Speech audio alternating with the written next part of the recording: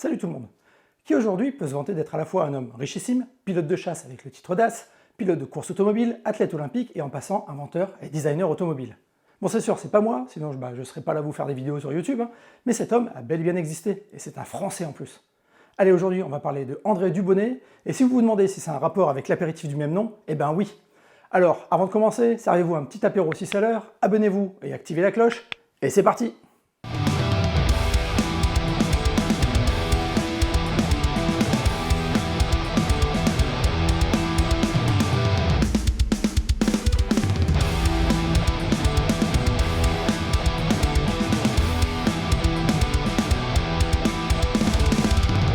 Alors André Dubonnet, qui c'est cette espèce de Tony Stark à la française?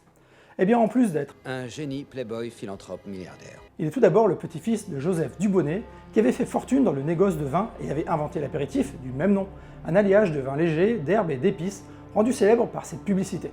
Dubonnet. Il a donc été élevé avec son frère Émile, de 14 ans son aîné, dans l'opulence de la grande bourgeoisie parisienne, et leur père, dont la marque sponsorisait déjà de grands événements sportifs, va les pousser tous les deux à pratiquer de nombreux sports, football, escrime, cyclisme, patin à glace, baseball, sport automobile et j'en passe. Mon frère allait se faire battre par un autre, et mon père lui criait du bord de la Seine, « Arrive mais crève, crève mais arrive, plutôt, crève mais arrive ». Oui, l'esprit dans lequel nous avons été élevés. Et leur père va également leur faire découvrir l'aéronautique. Ah oui, nous étions tous passionnés, oui, ça, oui, forcément, que je vous dis, mon frère, il était un des premiers pilotes, et puis avant, il faisait beaucoup de ballons libres. C'est d'ailleurs dans cette discipline que son frère va s'illustrer en participant 4 fois à la Coupe Gordon Bennett. La Coupe Gordon Bennett, c'est la plus prestigieuse compétition de ballon à gaz. Et le 8 janvier 1912, il bat même le record du monde de distance parcourue en ballon en couvrant une distance de 1954 km entre la Motte-Beuvron en France et Sokolovska en Russie.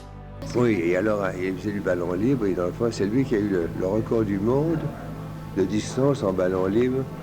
Il est parti par une tempête épouvantable et il est arrivé en Russie. Il a atterri en Russie, près de Kiev. Oui, c'était déjà sportif. Et comme Émile est aussi breveté pilote d'avion, eh bien il sera la deuxième personne à survoler Paris dans son avion en 1910. C'est cette même année que André, alors âgé de 13 ans, va faire son premier vol en tant que passager avec son frère. Et à partir de ce moment-là, ça va devenir une passion qui ne va plus le quitter. Mais quand la Première Guerre mondiale va éclater, Émile, fort de son expérience d'aérostier, va se retrouver affecté en tant qu'officier observateur sur ballon captif. Son rôle était alors d'observer les mouvements des troupes ennemies et d'aider au réglage des tirs d'artillerie. André, alors à peine âgé de 18 ans et baccalauréat en poche, va faire le forcing pour suivre les traces de son frère et surtout pour voler. Mais malheureusement pour lui, il sera affecté dans l'artillerie. Bah oui, certains, la chasse, c'était ce qu'il y a de mieux. Entendu, c'était mieux. La chasse, c'était beaucoup plus glorieux, la chasse. C'était le panache, c'était beau, c'était des décorations. Mais le gars, il a de la suite dans les idées, et il va tout faire pour arriver à ses fins. Et quand je vous dis tout faire, on pense surtout qu'il va faire jouer ses relations, puisqu'en 1916, il va se retrouver dans le premier groupe d'observation qui était commandé par son frère. Comme par hasard? Alors les ballons, c'est sympa, mais lui, ce qu'il voulait, c'était la chasse. Alors il va taper plus haut et se servir des appuis politiques de sa famille. Et c'est comme ça qu'il va rejoindre la SPA 3, la fameuse escadrille des cigognes. À bord de son SPAD, décoré d'un chat, vous savez, celui-là même qu'on retrouvait sur les bouteilles d'apéro, il va pouvoir se distinguer et finir la guerre avec 6 victoires homologuées, qui lui donneront donc le titre d'As de la chasse et 4 citations. Finalement, atteint par la grippe espagnole, il finira la guerre à l'hôpital et sera démobilisé en janvier 1919. Mais toujours passionné d'aviation, il va s'acheter son propre avion, un petit biplan de sport SPAD 29, et comme beaucoup d'anciens pilotes de chasse, toujours à la recherche de sensations fortes qu'ils avaient connues au manche de leurs appareils, il va se tourner vers le sport mécanique. Et là encore, il va connaître le succès, car non seulement il était bon pilote, mais en plus il était doué en mécanique et il n'hésitait jamais à mettre les mains dans le cambouis. Et les voitures qu'il va utiliser pour se faire un nom, ce sera des Hispano Souza, la marque dont l'emblème est une cigogne. En 1921 donc, au volant de son Hispano Souza qu'il avait lui-même préparé, il accroche une première victoire à son palmarès en remportant la première coupe des voiturettes Georges Boileau, épreuve qu'il remporte à la vitesse moyenne de 104,7 km/h sur 374 km. Pour la petite anecdote, la course a été nommée ainsi en hommage à Georges Boileau, qui était un ancien pilote de course chez Peugeot avant-guerre et qui est décédé en combat aérien en 1916. En 1921 encore, et avec la même voiture, il remporte également la victoire au Grand Prix d'automne de Monza. On le retrouve ensuite en 1923 à La Sarthe en Espagne, au volant d'une Hispano Suza H6 type Boulogne, où il remporte la catégorie des plus de 4,5 litres devant Léonce Garnier sur le même modèle de voiture. En 1925, il va ensuite s'engager sur la Targa Furio en Italie, mais pas avec n'importe quelle voiture. Et là, on va un peu s'attarder sur son engin, car il va véritablement faire naître un petit bijou, ou plutôt une véritable pièce d'orfèvrerie. Comme base, il va encore se servir d'une Hispano Suza H6C, équipée d'un moteur 6 cylindres tout en aluminium de 8 litres de cylindrée. Ce moteur, c'était en fait un demi-moteur d'avion qui développait 160 chevaux et permettait à la voiture d'atteindre les 160 km/h. Mais pour alléger la voiture et gagner en performance, il va avoir une idée folle, remplacer la carrosserie en métal par une carrosserie en bois. Et pour y arriver, il ne va pas se contenter de faire un truc bricolé à l'arrache, non. Il va faire appel à un spécialiste de la construction de structures en bois à la fois légères et résistantes. Et qui était mieux placé qu'un constructeur d'avion pour réaliser un tel projet? Eh bien personne, et c'est donc la société Nieuport qui va reproduire cette carrosserie en bois. Alors si la légende veut qu'elle soit construite en bois de rose, ou en bois de tulipe comme on dit outre-Manche, elle est en fait composée de lames d'acajou cintrées à la vapeur et délicatement fixées à la structure en aluminium à l'aide de centaines de rivets en cuivre. Admirez-moi ce travail.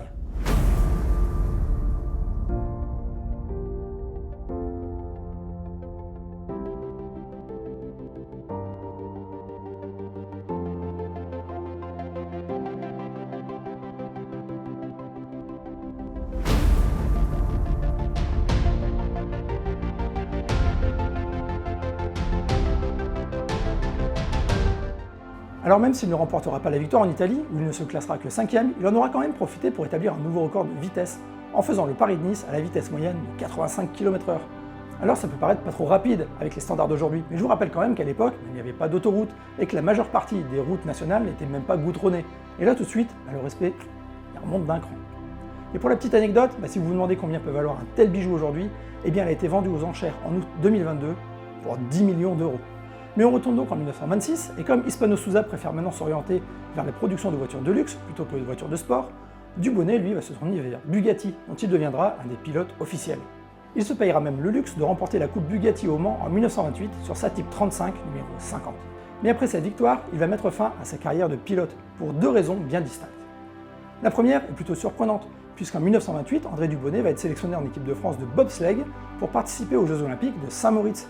Ah, je vous l'avais dit que c'était un grand sportif, non? Bon, avouons-le, c'est pas là-bas qu'il va le plus se distinguer, puisque l'équipe de France ne finira que 15e du classement. Mais qui d'entre nous peut se vanter d'en avoir fait autant à 30 ans? As de la chasse, pilote de course renommé et athlète olympique. Eh bien, ce n'est pas fini, car la deuxième raison qui le pousse à mettre fin à sa carrière de pilote, c'est son association avec l'ingénieur Antoine-Marie Chedru pour mettre au point une suspension à 4 roues indépendante qui donnera lieu à des dépôts de brevets. Et pour mettre en valeur son invention, André Dubonnet expose sur son stand au Salon de l'Automobile de Paris de 1932 un châssis Hispano Suza H6B carrossé par Dast équipé du système Dubonnet. Alors vous savez que je n'aime pas trop rentrer dans les détails techniques, mais pour faire simple, chaque roue possède un boîtier rempli d'huile dans lequel se trouvent des ressorts hélicoïdaux. Un système de levier permet à un bras porte-moyeu d'agir sur ces derniers qui à l'avant pivotent en fonction de la direction prise par les roues. Leur invention sera assez convaincante pour équiper des Fiat et même des Simca, et même des Alfa Romeo de la Scuderia Ferrari. La suspension Dubonnet se fera même repérer par General Motors, qui va les fabriquer sous licence pendant quelques années. Alors déjà que le gars était loin d'être sur la paille, mais là, avec la vente de ses brevets aux Américains, il va encore rajouter à sa fortune. Mais celui qui n'a jamais eu besoin de travailler, puisque même les affaires de la famille Dubonnet étaient gérées par son oncle par alliance, il ne va pourtant pas se contenter de dilapider sa fortune. Dans les années 30, il va donc rajouter une corde à son arc et se consacrer au design automobile. Très intéressé par l'aérodynamisme, il va présenter en 1935 sa première étude super aérodynamique, la Dolphin.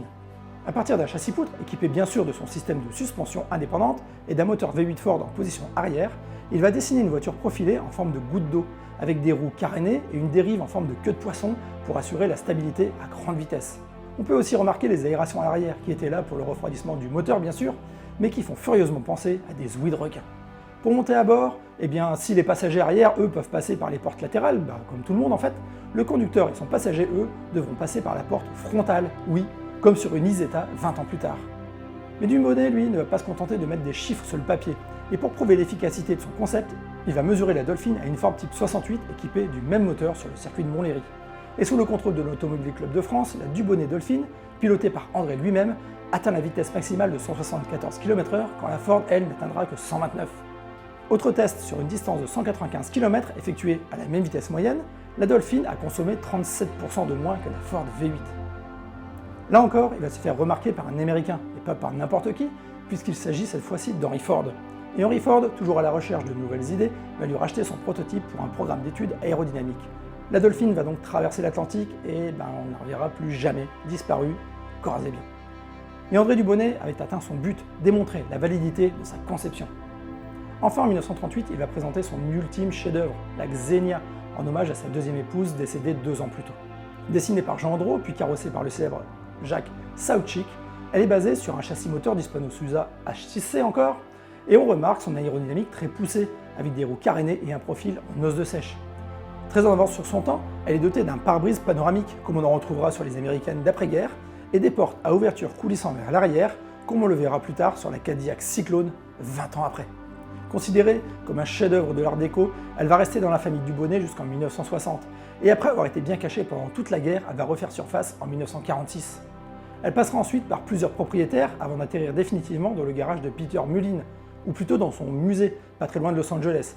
Mais il ne va pas la garder que pour lui, puisqu'on la verra souvent voyager entre salons de l'auto et concours d'élégance, où elle remportera d'ailleurs de nombreux prix.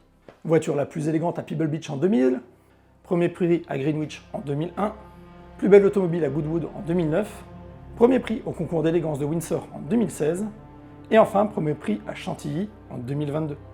Alors avec un peu de chance, on la reverra peut-être un séjour en France, puisqu'elle avait aussi déjà fait un passage remarqué au salon Rétromobile de Paris en 2012. Mais si ces voitures ont continué à se faire remarquer jusqu'à aujourd'hui, André Dubonnet, lui, va se faire oublier après la guerre. Car même s'il va être décoré de la Légion d'honneur grâce à ses relations bien placées, certains vont quand même lui reprocher ses liens avec l'occupant, toujours friand des vins français dont il faisait commerce. Il partira donc vivre une dizaine d'années à Cuba avant de revenir en France pour investir dans un projet qui lui paraissait prometteur, l'énergie solaire. Malheureusement, encore une fois trop en avance sur son temps, il va y laisser une bonne partie de sa fortune avant de s'éteindre en 1980 à l'âge de 83 ans. Alors bien sûr, encore une fois, je n'ai fait là qu'un portrait très réducteur du bonhomme. Je vous ai passé par exemple ses frasques lors de la Première Guerre mondiale, quand il s'est fait virer de la chasse après une grosse cuite avant de devenir un héros à Verdun et d'être ensuite réaffecté dans l'aviation. Et je n'ai pas non plus évoqué son bref retour dans la chasse au début de la Deuxième Guerre mondiale, où il était plus célèbre par sa manière de remplir le bar que par ses exploits en vol. Bref, je ne comprends pas comment ça se fait que je n'avais jamais entendu parler de ce gars avant. Alors j'espère vous avoir fait découvrir ce type extraordinaire, ce Tony Stark à la française, et si vous voulez en découvrir d'autres, retrouvez-moi ici pour parler encore et toujours auto et aéro. Tchuss!